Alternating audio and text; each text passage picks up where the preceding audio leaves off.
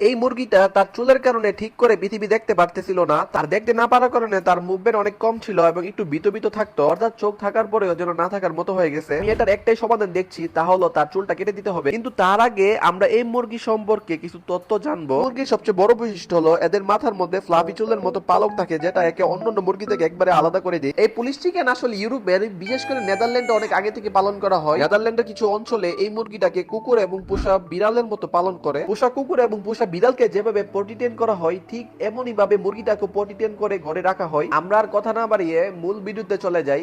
এই যে এই পাশে দিয়ে সেটা হালকা, আবার এই পাশে হালকা, আর বেশি কাটলে কিন্তু ওদের সৌন্দর্য নষ্ট হয়ে যাবে।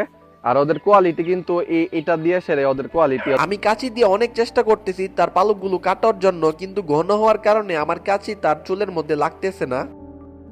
আর এটা কিন্তু ফাইনাল লুক না, আরো অনেক কিছু বাকি আছে। আমি আপনাদেরকে ক্লিয়ার ডিফারেন্সটা দেখাই। এই পাশে দেখা যাচ্ছে চোখ আছে, একটু এই পাশে লক্ষ্য করেন তাহলে বুঝতে পারবেন এটার ক্লিয়ার ডিফারেন্সটা। আমি কেন তার চুলটা কেটে দিলাম, এখন মনে হচ্ছে চুল কাটার আগে এসে ভালো ছিল, কারণ চুল কাটার পর তার মুভমেন্ট অনেক বেশি হয়ে গেছে। এই যে এখন দেখেন তার ফাইনাল লুকটা, এখন কিন্তু তার দুইটা চোখই ভিজিবল হয়েছে। মাশাআল্লাহ, তাকে দেখতে খুবই সুন্দর লাগতেছে। আর এটা খুবই শান্ত একটা প্রকৃতির মুরগি, আমার হাতে কিন্তু চুপচাপ বসে রয়েছে।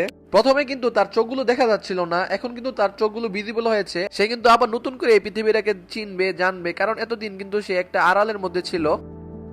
আজকের ভিডিওটি আপনাদের কাছে কেমন লেগেছে তা অবশ্যই কমেন্ট করে জানাবেন। আর এই ভিডিওর কোন পার্টটি বেশি ইন্টারেস্টিং মনে হয়েছে তা অবশ্যই বলতে বলবেন না।